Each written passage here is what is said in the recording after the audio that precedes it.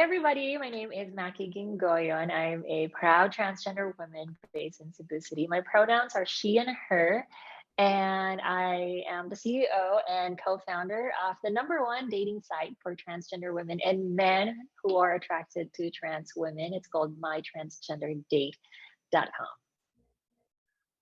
Hi, my name's Veronica Litton. My pronouns are she and her, and I am a queer and sapphic trans woman. I am an incredibly sapphic trans woman, and I am a writer. Hi, V. Nice to meet you. Likewise, Maki, nice to meet you. This is a very short presentation. All the data are from our site. Very short information that is relevant to transfeminized matters of heart, transfeminized matters of the heart, dating, love, and safe sex. So this is the Transfeminized Summit. Quick information of mytransgenderdate.com, our site. We are the leading dating platform for transgender women and trans-oriented men looking for love. So basically, we created this when we were a couple together with my partner, French partner, Cyril Mazur, and we focus more on the straight dating site scene. The site is available in 11 languages with members in 190 countries. We value high standards with the help of 24/7 moderation, and most of our team, members of our team are trans women, so I'm very proud of that. Also, here on My Transgender Date, we break stereotypes, normalize transgender relationship. Founded the site back in 2013. So as a dating site, I we have a lot of members from all over the world. As you can see, we're so big, and we also have a lot of members from the Philippines. And if you come to think of it, we could actually collect data and informations and present statistics and accurate facts that are relevant to trans-benign dating. So here's one of the data that I wanted to show to you. The ratio of men for each trans woman. If you can see on the chart, we categorize it per location.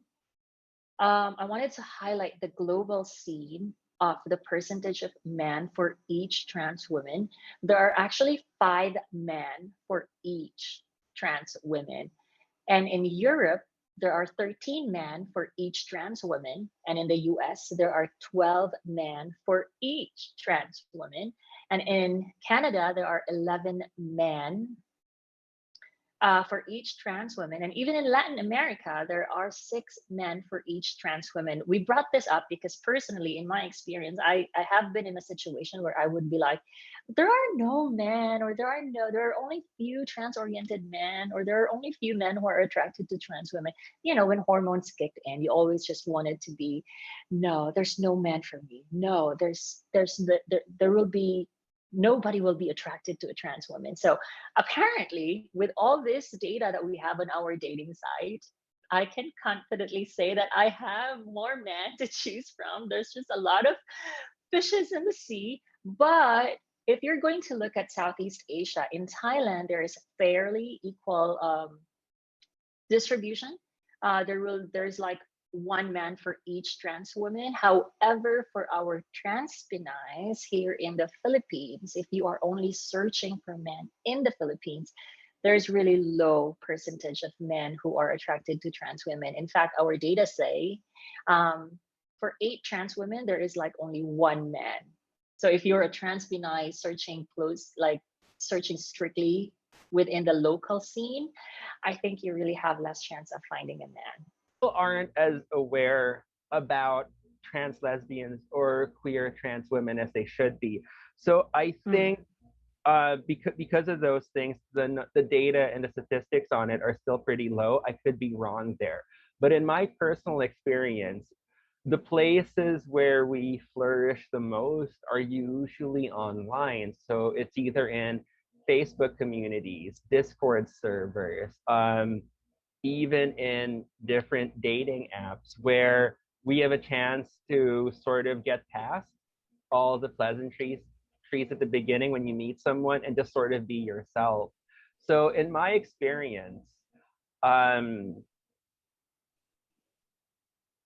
there is a lot of transgender lesbians and a lot of queer transgender women out there, and in a lot of cases, some of them either end up having girlfriends or some of them end up dating each other, You which know is what? pretty That's cool. very true. I mean, sorry to cut you off, but yeah, Mhm. I think your assumption is kind of true. I back that up because, as what we have discussed earlier, we have been receiving messages of trans lesbians and trans bisexuals who are also looking for trans women and looking for cisgender women, and sadly, our site is not just ready for that yet. So I'm curious though. Mhm.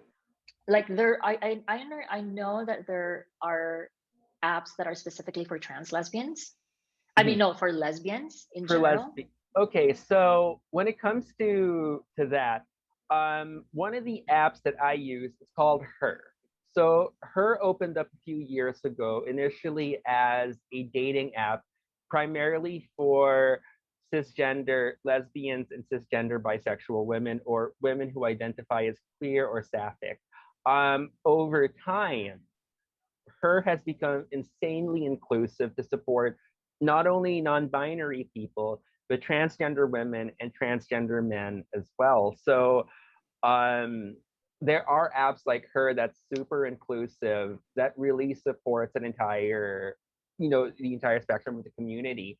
Another app that's also become very inclusive is actually OkCupid.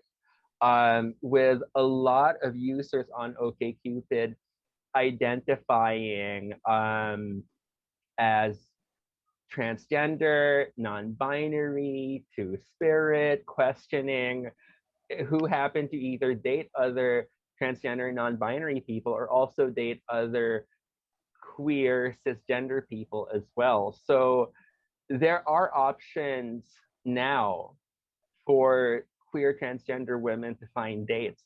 Bumble is also surprisingly a very good place for queer transgender women to meet other queer women, whether they're transgender or cisgender. That's really great to know. So that means like there is really an opportunity for like everyone, regardless of sexual orientation. Like moving on, just a fun fact. So not all trans denies. I'm also curious about this. So I asked like, so, how many trans Pinays are in the Philippines, and how many trans Pinays are actually outside of the Philippines? And I am curious about it because, in the global perspective, like there are more men outside of the Philippines who are attracted to trans women. But then, if you are in the Philippines, there's just really low trans oriented men. And I found out that 3% of our who are trans are actually outside of the Philippines. So can you only imagine that these 3% are the lucky ones that they could actually date more men, like have the better opportunities to like even just have a drink. There's just good opportunity and chances for these trans since they are outside of the Philippines. Just fun fact. And probably it has something to do. I mean, probably it's the same as well with trans Pinay lesbians or bisexuals if they are outside of the Philippines. What do you think? In my experience, especially when I was first coming out, I didn't meet a lot of queer trans Pinays. Most of the queer transgender women or transgender lesbians that I met were mostly women I had met online in different Discord servers or different Facebook groups. And then over time, especially over the last couple of years with the pandemic, I have started to notice that different people that I know started to come out as transgender. So I think the pandemic actually gave transgender people, whether they're transgender women or transgender men or non binary, the chance to finally explore and come out of their shells. So I actually do think that my general suspicion is that locally, once the pandemic is all over and everything's all said and done, we're going to see this influx of queer trans people just coming out of the woodworks. So, and I think that's what's going to happen. Because we're also at a point where visibility of transgender women, not just straight transgender women, but queer transgender women, it's becoming, there's more visibility out there for queer transgender women in particular. So there's different personalities. Locally, we have Angie Mead King, who came out years Right. ago. She's been married to Joey Mead King for decades now. So she's sort of like the de facto local torchbearer. And then when you look at things also, TV shows like Sense8 and the L Word Yes. Generation Q feature queer trans women in prominent roles, particularly with Jamie Clayton, who is an absolute godsend.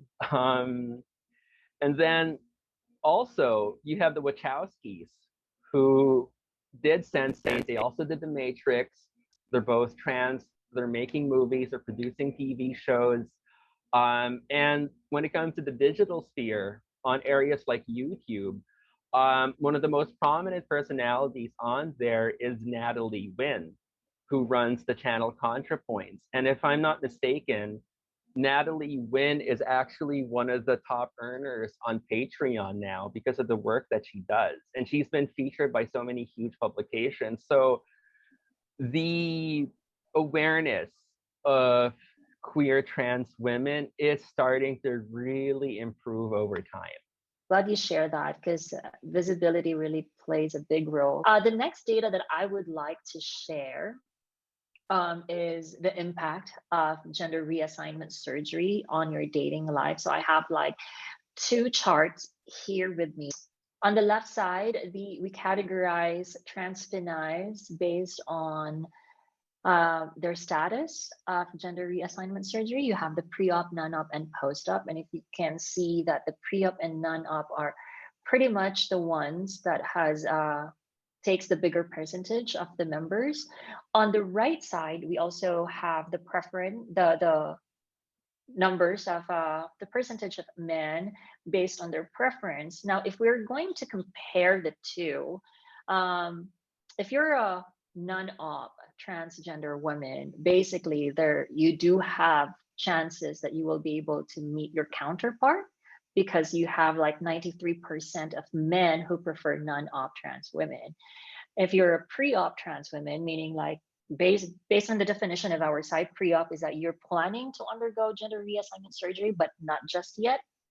Um, there is also a good number of men on our side who are looking for pre-op trans women. So you couldn't really find a reason not to find your match unless other reasons. But based on your status of gender reassignment surgery, you could really say that there is a good match of these numbers. Now, if you are a post-op transgender woman, which is a little bit concern for our trans sisters who are undergoing post-op and goes online dating scene because they have like probably have an idea that online dating scene is only for pre-op and non-op, but it doesn't really give much justice if you can't find a counterpart if you're a post-op, because on our data it shows that 61% of men are also interested with post-op.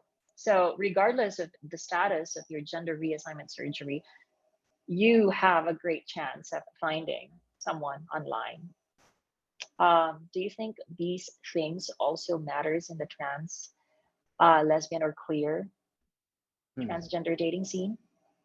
From personal experience, I think with a lot of queer trans women, um, just by virtue of who we are and the scope of people we're typically attracted to, um, I'm pretty sure for a lot of people, genital preference plays a role, but in a lot of the transgender women that I know and that I'm very close to, and I'm speaking for myself here as well, um, it doesn't really matter as much as the person. Mm. So I guess we're more attracted to the person themselves than we are to whatever body parts they happen to have. Right. Like with me, for instance, I'm attracted to both cisgender women and transgender women.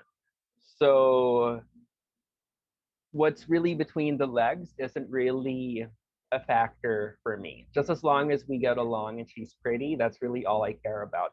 But that's me as a trans woman. Um, when it comes to potential cisgender partners, and in particular, partners who are cisgender women, um, it, it's very interesting because I've found in my experience that some of the women who I've gone out with, for the most part, either identify as bisexual or pansexual. Um, I have actually gone out with a couple women who consider themselves to be lesbians. Um, I've gone out with straight women, but that's something I'll never do again. But anyway, um, so from the point of trying to look into the point of view of cisgender women who go out with us, um, I think with some cisgender women, they don't really care if we are post-op, non-op, or pre-op. There are cisgender Mm. women, especially those who identify as pansexual, who really have no preference over the genitals. There are Right. women though, and this is more with some of the lesbians I've gone out with, who have always been interested in um who've always been interested in dick. Sorry for lack of a better word. Who've always been interested in dick and Right. never found typical cisgender men to be attractive enough to actually want to explore or date or do anything with. So there are there are minorities or pockets of cisgender lesbians or sapphic cisgender women who may identify as bisexual or pansexual, who are more attracted to women than anything else, who like the fact that with trans women, we're sort of a best of both worlds kind of option. I know that might sound sort of fetishistic to some people. In my experience, it can be, but I've also had experiences, genuine beautiful experiences where it was not fetishistic at all. Um, there are just some women who are curious about it, and the idea of dating a non-op or a pre-op transgender woman is very attractive to them. People tend to get very confused and very there when it comes to like a lot of the terminology and a lot of different Right. identities, because terminology and identities, they definitely serve a purpose, but I think there comes a point where it either becomes too confusing or too rigid that it prevents people from actually having meaningful experiences that they actually want to have. So sometimes there are cases in which it sort of goes against that. That's why, on a personal level, while I really do think of myself as a lesbian in terms of my sexual attraction and orientation, I started using the term sapphic because it's a lot more inclusive. And for me, I find it very more, I find it as a good term of, being able to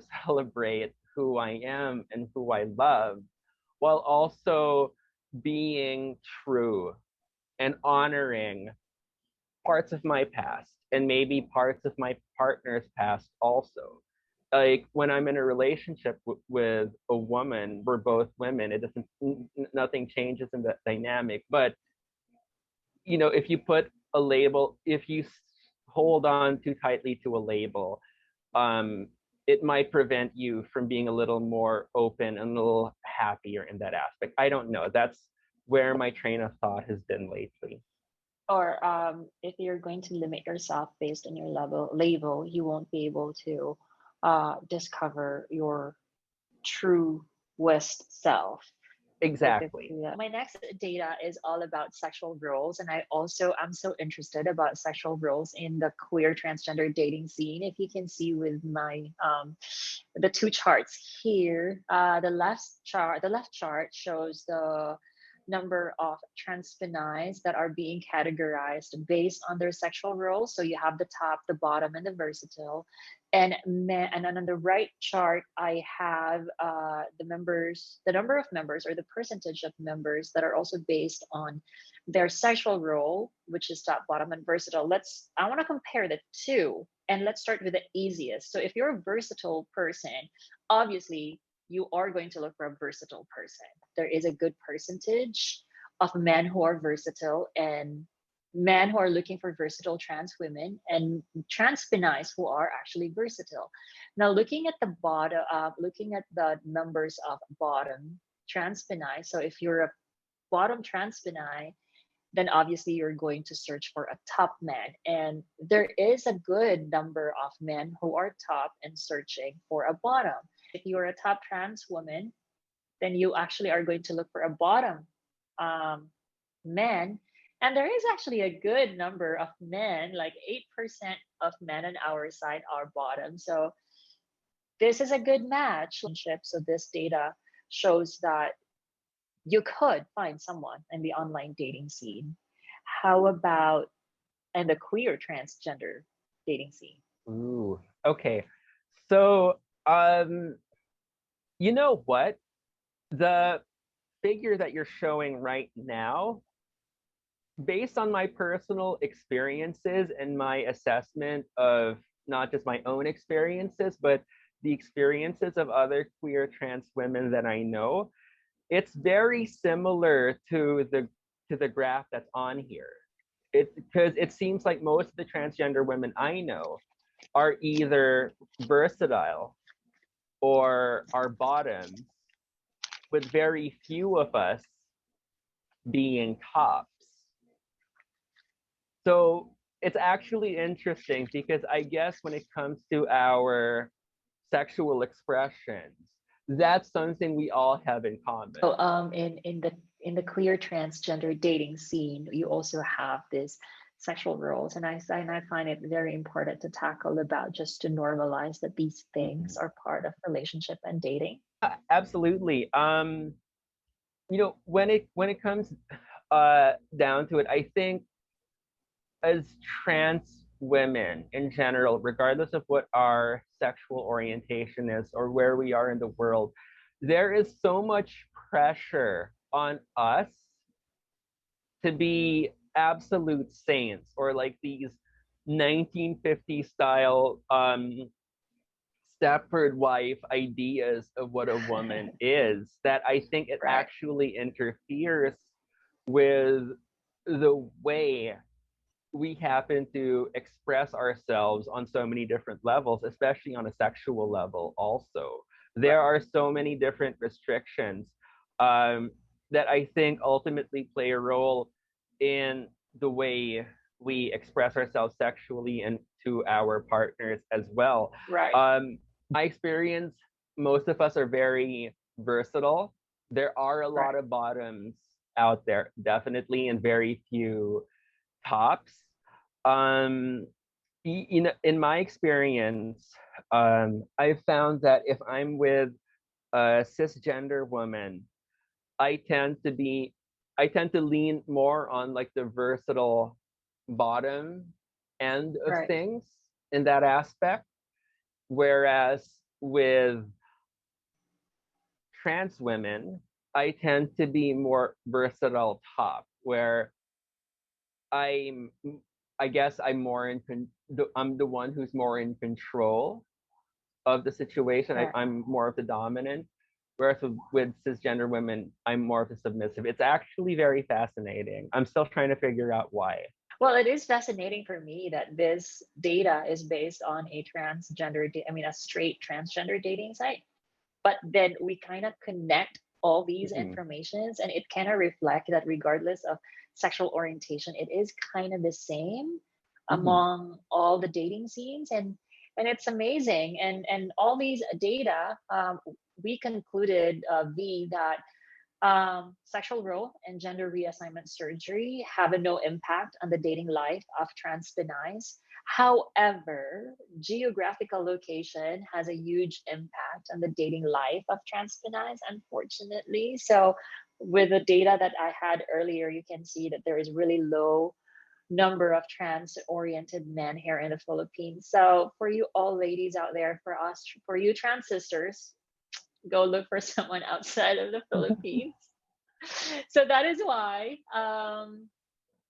we also concluded that international dating for those of us, or for those of our trans sisters who could afford and has the opportunity to go out of the country, then go for it. Or online dating is actually a great way to improve the dating life of trans benais. And of course, if you are into dating and if you wanted to try, you could check out mytransgenderdate.com. And can I just say this? The conclusion here you have Yes. for straight transgender women, it's the same exact thing for straight. Sorry, No way. yeah. The what you have here for straight transgender women applies also to queer transgender women. Seriously, like sexual role and GRS have really no impact on who we love and who dates us from a Right. queer perspective. Geographical location definitely has a huge impact. Like, I cannot begin to count how many other queer trans girls that I know, and I'm including myself there, are insanely frustrated that the that the other queer women that we think would be perfect partners for us happen to be in other countries. This Oh is a real no. thing. It is a real frustrating thing. Like one of the most common memes that's shared among queer transgender women is basically this. I don't know if you've seen it's like the good night meme of like one girl texting good night to another girl and so it's girl A texting good night, girl B texting good night, and at the bottom of it, you see a map of the world and a plane going from one part of the world to another. So that's a real thing. And take it from me, I've had my moments where it's like, oh my God, you're beautiful. We're attracted to each other. We connect. We could make the best girlfriends ever, but you're in another country in a different time zone. We're both screwed and Doom. we have to figure something out. And yes, Oh no. international dating and online dating is really a great way to improve the dating life. And I don't think this is just limited to trans nice. I think this is something that transgender women regardless of their sexual orientation, experience everywhere. That's very true. Sadly, that trans benais, um, we have the most number of members in Philippines has the most number of members on our side, and it's just so sad that there are only few trans-oriented men in the Philippines, and it's so sad that you know like all of these part of when we talk about geographical location, we cannot skip the part where who's traveling who or who's going to travel first. And sadly, most of our trans sisters don't just have the great economic opportunities to find Mhm. a job. And even us, I think we couldn't afford to go to the USA like in a snap of a finger. We have to save for like 2 years, 5 years, and it's just so difficult. I can feel your frustrations because you connect with someone, you meet with someone. I mean, you chat with someone for so long, you exchange messages, but then again, you're too far away and you couldn't even fly at this moment because of the pandemic. You couldn't even afford to fly right away. So yeah, it's a crazy world that we have. I wish cisgender people could realize how difficult it is for us. It's difficult for us to live our life. It's difficult for us to find love. And it's even difficult for us because the government hasn't even gave us any protection yet. So you see, I wish cisgender people could understand this. I wish they could too. And, I am very thankful for the cisgender people in my life who are open minded and who are understanding. But I also recognize that most cisgender people aren't, I don't want to say they aren't as open minded, but, and I know I'm saying this from a place of privilege because people in my life have accepted me. But I do think in a bigger standpoint, it's just one of those things that I think a lot of cisgender people, not the majority, but a lot of cisgender people just grew up under such intense and rigid structures that it's not necessarily that they're not open to it, but it's just going to take them a bit of a minute for everything to sort of click just Right. because of what they've been used to. I don't know. That's just my experience in dealing with people. I think that sounds true. I think we have similar experience. Like, we can't really. I'm not trying to blame the cisgender community, but it's they do have their fair share of struggles as well. And plus, they have to adjust and stuff like that. But I'm also speaking from a privileged point of view where the people around me embrace me and Mm-hmm. accept me and actually transition with me. I could only imagine for those who have the lack of knowledge on how to go through on this. It must be very difficult for them as well. But that's a good one. That's a good start to talk about it, trying to normalize this type of conversation and involving cisgender people in our Mm-hmm. lives. That's really great. So now into the online dating 101. I think I'm so excited for this. I wanted to learn more about the dating 101 skills when it comes to queer transgender, because I think with straight transgender women, it's kind of pretty the same with other How so? dating scene. Like for example, I did two parts on my online dating 101. The first part is creating your best profile. Mm-hmm. So if you want to have if you wanted to look for a decent relationship or a serious relationship, I reckon you need to upload a decent photo. My second advice is to create a simple yet truthful description. I think this is very important in online dating scene. You really have to um, be honest of who you are. I Mm-hmm. personally not a good writer. I'm so bad at it, so I hate creating descriptions.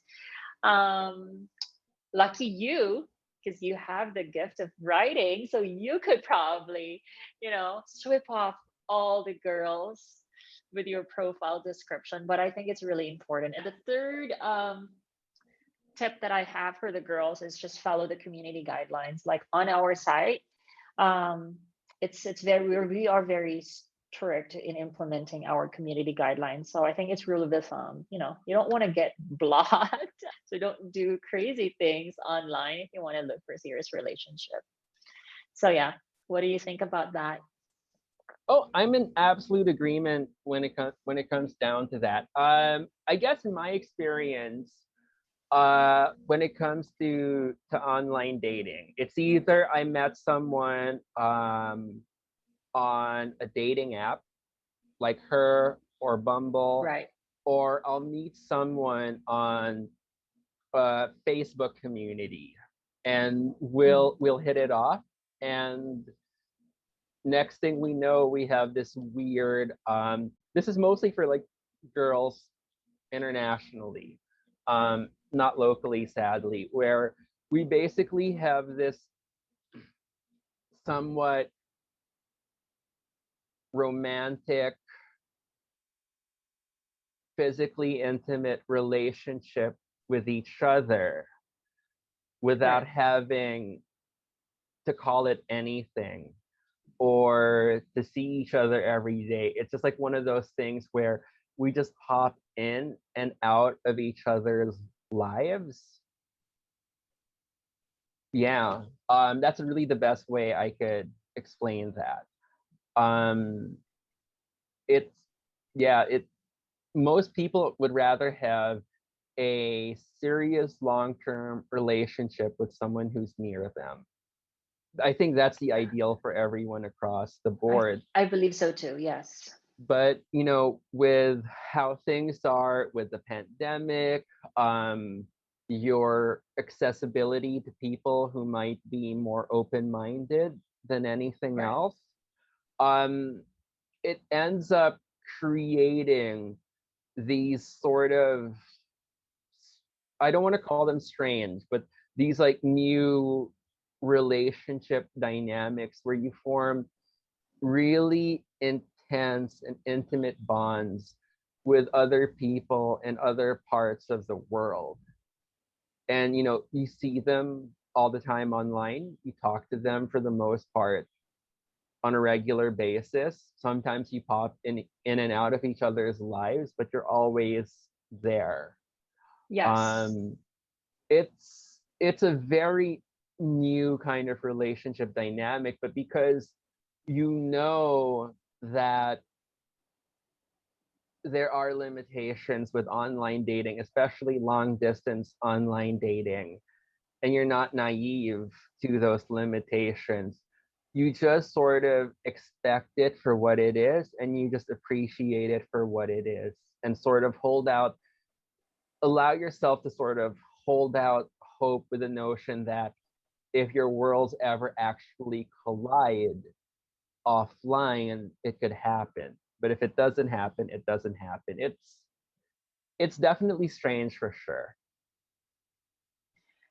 I do also have the do's and don'ts in online dating. Very quick. Do visit the site frequently as you can. Do send original messages. And this one, don't share your contact details right away. I'm a very Mm-hmm. big advocate for this. Like, dear, I'm so scared of people sharing their contact details right away. Don't do that. Like, why would you? Mm-hmm. Don't meet someone right away. Those are my don'ts. I think it's a rule of the thumb when it comes to online. Like, take it Mm-hmm. for a week or two, and just see if there are some good words that you have exchanging that you can find connection. And if Mm-hmm. there is, then go for it. Yeah, I Right. mean, in my experience, I found that it can go a number of ways where someone might ask me for my contact details right away. And usually when they ask Mm-hmm. for that, I'm like, no, I'm going to stop talking to you. I'm sorry.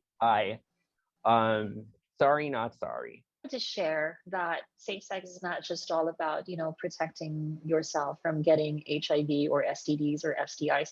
First in my list is that always make sure to make out with someone who knows about your gender identity. And we just discussed this earlier, right? Like everything else about what's in there should be laid out and should be put on the table. Like honesty is the best policy, is what you have said.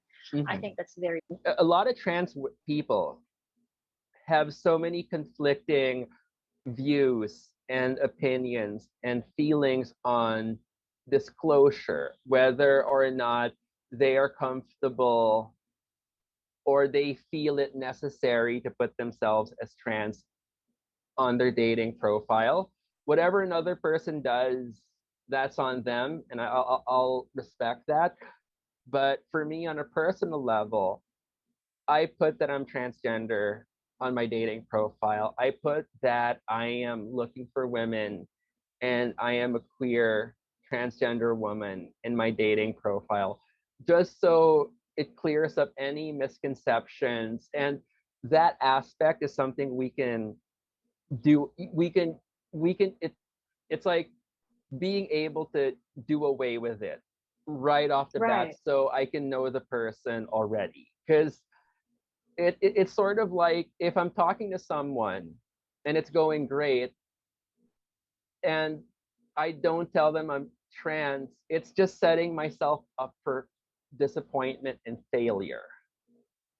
I agree. And I have been there, right? The next point that I have here is better make sure to make out with someone who knows what he or she wants and not just for the sake of experimentation, unless you agree. No. Sex should be consensual. That's what I Yes. have for safe sex here. Um, there, unfortunately, for non-op, I mean, unfortunately for transgender women, we have been sexually fetishized, and Mm-hmm. a lot of, from my experience, there are trans men. I mean, there are men who would like only to experiment. My next bullet point is protection. This is where like being literal with safe sex. Always be prepared. Make sure you bring condoms.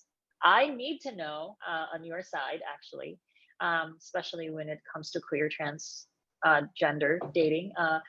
Make sure to bring condoms. I don't recommend going bareback, but if you do, if you want it, make sure to know what PrEP is all about and where to get it. But then again, PrEP is only for HIV. Correct me if I'm wrong. Like you can still get STD and STIs if you're doing PrEP, you know. So Mm-hmm. that's for my safe sex. Sapphic sex. It's very, it's technical. It's very technical in the sense in which, because for the most part, and I mean, there are queer women who like penetration. Personally, I'm not a fan of penetration. Sapphic sex is very technical in the sense in which it's basically about using your hands, predominantly your hands, and your mouth, depending on how comfortable you are with that other person, and depending on how much you want that other person. It's basically using the dexterity of your fingers and of your lips and of your tongue to Right. pleasure your partner. Um, because any contact between the sexual organs is usually on the outside. Nothing's going in. A decreased chance of catching any STD or STI. The area where you're probably going to catch something the most is through oral sex.